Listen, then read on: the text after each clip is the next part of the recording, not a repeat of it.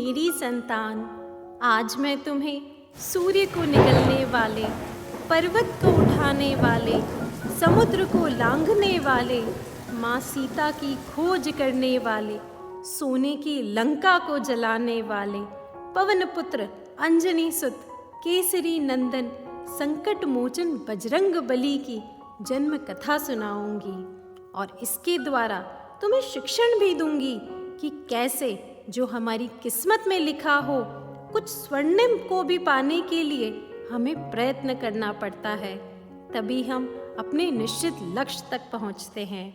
यह कथा हमारे पुराणों और रामचरितमानस में संकट मोचन भगवान हनुमान जी के जन्म का वर्णन करते हुए विभिन्न जगह लिखी गई है। उसी के अनुसार भगवान का जन्म चैत्र पूर्णिमा को मंगलवार के दिन नक्षत्र व मेष लग्न के योग में हुआ था। आज इस कथा का शुभारंभ मैं तुम्हें उनकी मां अंजना के जीवन का वर्णन करते हुए बताती हूँ। बताया जाता है मां अंजना अपने पूर्व जन्म में इंद्र सभा में पुंजिक स्थली नाम की एक अप्सरा थी।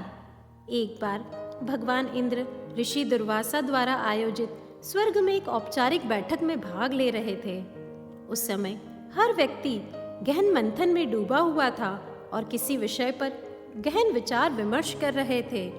पर तब वहीं पुंजिक स्थली नाम की अप्सरा अनजाने में उस बैठक के आसपास अपनी सखियों संग खेल रही थी, जिससे सभा में विघ्न पैदा हो रहा था। उस समय ऋषि दुर्वासा ने उन्हें ऐसा करने से टोका भी, पर वह अपनी मस्ती में उनकी बातों को अनसुना कर गई। यह देखकर ऋषि नाराज हो गए और गुस्से में अप्सरा को श्राप देते हुए कहा कि तुमने एक बंदर की भांति काम किया है, इसलिए तुम जाकर एक बंदरिया बन जाओ। ऋषि दुर्वासा के श्राप की बात सुनकर अप्सरा को अपनी गलती का एहसास हुआ और वह रोते हुए उनसे क्षमा मांगने लगी। तब ऋषि दुर्वासा ने दया करके अप्सरा से कहा, श्राप तो वापस नहीं जा सकता, पर तुम्हारा अगला जन्म भी बहुत कीर्तिवान होगा। तुम हजारों वर्षों तक पूजनीय रहोगी। भगवान विष्णु के अवतार परम भक्त रुद्रा अवतार को जन्म दोगी। यह सुनकर पुंजिक स्थली ने ऋषि दुर्वासा को नमस्कार करते हुए दिए हुए श्राप को स्वीकार किया। तब माता अंजना के रूप में अप्सरा का जन्म हुआ और उनकी शादी वानर राज भगवान केसरी से हुई। यहाँ भी बताया जाता है कि एक बार घूमते हुए वानर राज केसरी प्रभास तीर्थ के निकट पहुँचे। उन्होंने देखा कि बहुत से ऋषि वहाँ आए हुए हैं।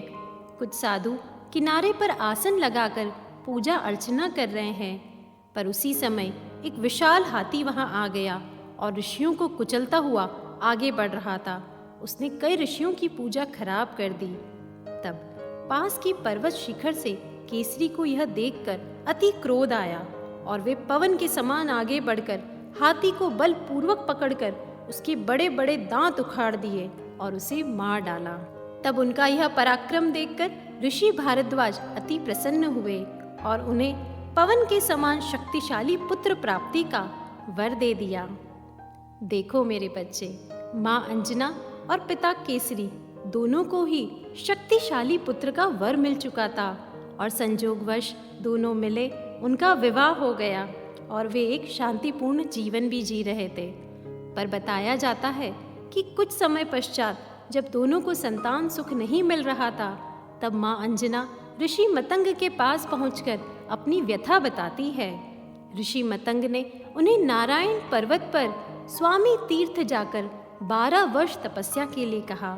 इस प्रकार अंजना की तपस्या से प्रसन्न होकर पवन देव ने उन्हें सूर्य के समान तेजस्वी, सुवर्ण, वेद वेदांग का मर्म जानने वाले, बलशाली और बुद्धिमान पुत्र का वर दे दिया।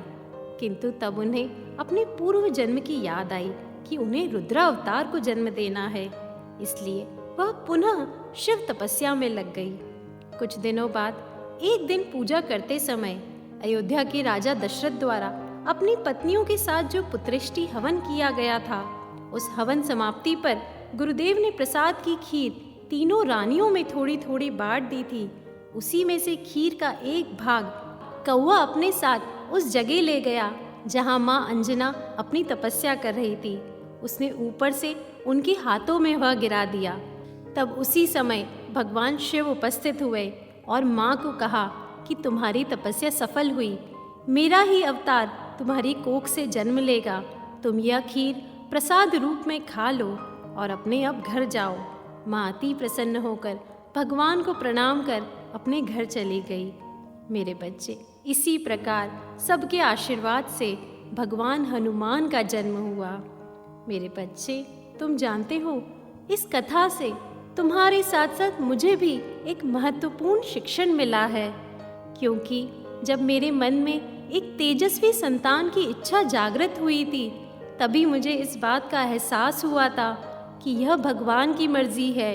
मुझे निश्चित ही एक तेजस्वी संतान की प्राप्ति होने वाली है, किंतु फिर भी मैं निरंतर इसके लिए प्रयत्न करती हूँ, निरंतर भगवान से प्रार्थना करती हूँ, गर्भ संस्कार की सारे नियम पालती हूँ, ताकि तुम बल में, बुद्धि में सर्वश्रेष्ठ हो, तुम्हारी भावना, तुम्हारा हृदय अति पवित्र हो और तुम यह मानव जीवन का श्रेष्ठतम लक्ष्य पाकर भगवान हनुमान की तरह उनके प्रिय भक्त बन जाओ। यही मेरे बच्चे आज की कथा का सही शिक्षण है जो हमें जीवन में अपनाना चाहिए। अंत में मेरे साथ भगवान के हाथ जोड़ उन्हें नमन वंदन करो। जोर से बोलो, जय श्री राम, जय बजरंग बली।